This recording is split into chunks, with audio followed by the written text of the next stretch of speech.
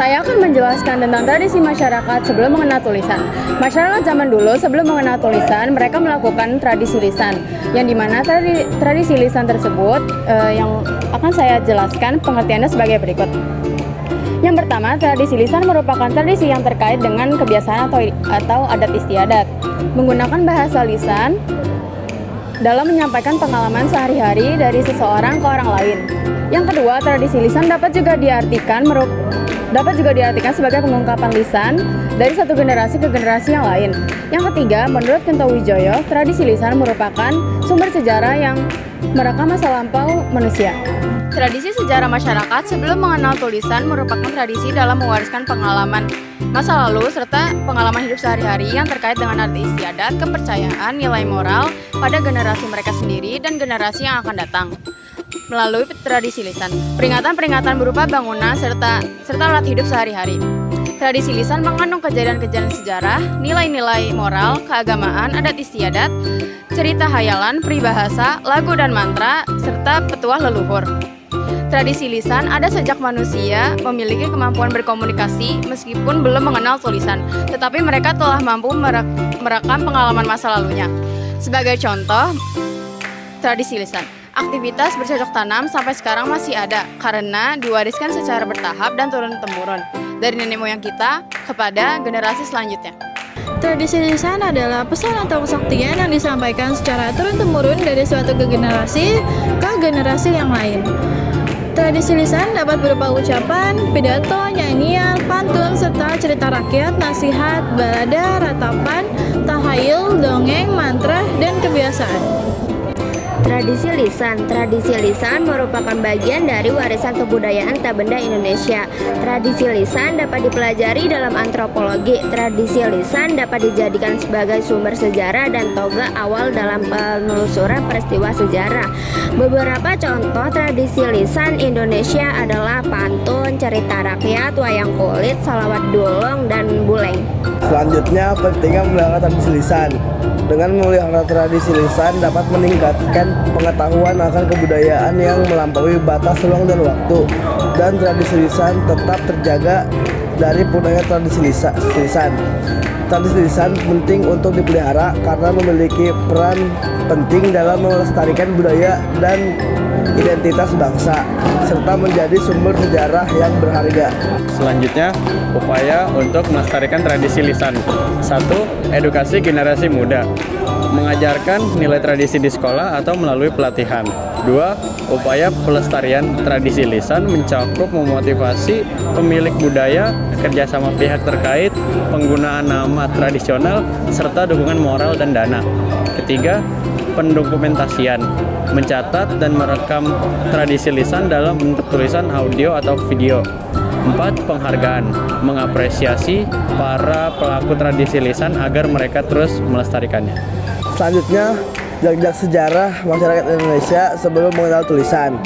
B. Jejak sejarah masyarakat Indonesia sebelum mengenal tulisan folklor, mitologi, legenda, upacara, dan lagu-lagu digolongkan dalam teks lisan sebagai bagian kebudayaan lisan dan dapat dijadikan sebagai sumber untuk penulisan sejarah atau historiografi setelah dibandingkan dengan sumber-sumber lain yang sezaman.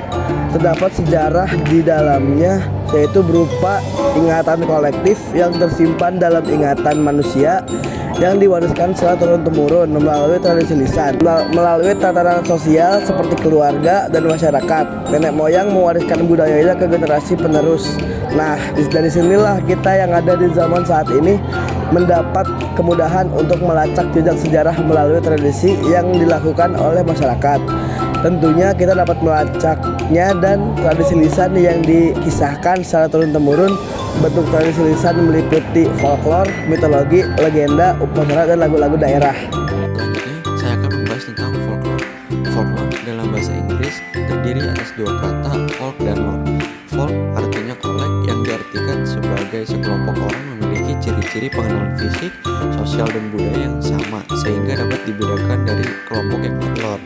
Artinya tradisi folk, yakni sebagian kebudayaan yang diwariskan secara lisan atau melalui suatu contoh yang disertai dengan gerak isyarat atau alat bantu pengingat atau mnemonic device. Pengertian folklore adalah bagian kebudayaan suatu kolektif yang tersebar dan diwariskan secara turun-temurun, secara tradisional dalam versi yang berbeda, baik dalam bentuk lisan maupun contoh yang disertai dengan gerak isyarat atau alat bantu. Selanjutnya yaitu ada folklore. Folklore secara umum adalah sebagian kebudayaan suatu kolektif yang tersebar dan diwariskan turun-temurun. Di antara suatu kolektif, macam-macam apa saja sejarah tradisional dalam versi yang berbeda, baik dalam bentuk lisan maupun contoh yang disertai dengan gerak isyarat atau alat pembantu pengingat. Folklore merupakan salah satu cara untuk melacak jejak sejarah di pada masa zaman praksara. Di Indonesia, setiap daerah, kelompok, etnis, suku, bangsa, dan golongan agama memiliki folklornya sendiri-sendiri. Berikut ciri-ciri folklore. Folklore diciptakan, disebarkan, dan diwariskan secara lisan dari mulut ke mulut, dari satu generasi ke generasi berikutnya. Folklore bersifat tradisional, tersebar di wilayah atau daerah tertentu dalam bentuk relatif tetap. Disebarkan di antara kelompok tertentu dalam waktu yang cukup lama, paling sedikit 2 generasi. Folklore menjadi milik bersama dari kelompok tertentu karena pencipta pertamanya sudah tidak diketahui, sehingga setiap anggota kolektif yang bersangkutan merasa memilikinya atau tidak diketahui penciptanya. Folklore mempunyai kegunaan dalam kehidupan bersama, diantaranya sebagai alat pendidik, pelipur lara, protes sosial, dan proyeksi keinginan yang terpendam. Folklore terdiri atas banyak versi, mengandung pesan moral, mempunyai bentuk atau berpola, bersifat pralogis, lugu, dan polos. Berikut saya akan jelaskan tentang jenis-jenis folklore. Yang pertama ada folklore lisan, merupakan folklore yang bentuknya murni lisan, yaitu dicipta, disebarluaskan, dan diwariskan secara lisan. Jenis tradisi lisan yang termasuk dalam jenis ini adalah bahasa rakyat, ungkapan tradisional, pertanyaan tradisional atau teka-teki, puisi rakyat, cerita prosa rakyat, dan nyanyian rakyat. Yang kedua yaitu folklore sebagian lisan, merupakan folklore yang bentuknya merupakan campuran unsur lisan dan bukan lisan. Folklore ini dikenal juga sebagai fakta sosial. Tradisi lisan yang termasuk dalam jenis ini adalah kepercayaan rakyat, permainan rakyat, teater rakyat, tari rakyat, pesta rakyat, dan upacara adat. Lalu ada folklore bukan lisan, merupakan folklore yang bentuknya bukan lisan tetapi cara pembuatannya diajarkan secara lisan. Biasanya meninggalkan bentuk material atau artefak. Tradisi lisan yang termasuk dalam jenis ini adalah arsitektur rakyat seperti prasasti, kerajinan tangan rakyat, pakaian atau perhiasan tradisional, obat-obatan tradisional, dan makanan atau minuman tradisional. Berikutnya ada nilai, norma, dan tradisi yang diwariskan di dalam sejarah lisan Indonesia. Yang pertama ada nilai kesusilaan, itu nilai-nilai yang dapat diambil dari sejarah lisan adalah norma-norma kesusilaan seperti menghormati orang tua atau menghormati yang lebih muda serta sifat unggah-ungguh, andap, asar, sopan, santun, dan sebagainya. Yang kedua ada nilai hiburan.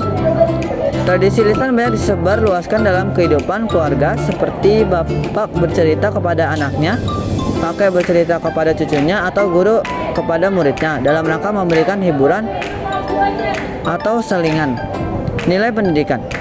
Selain nilai kesusilaan dan nilai hiburan, tradisi lisan dapat memberikan nilai pendidikan seperti kualat kalau ngalangkah atau melompati orang tua, berdosa kalau berbohong, menghormati atau berbakti kepada orang tua, dan sebagainya.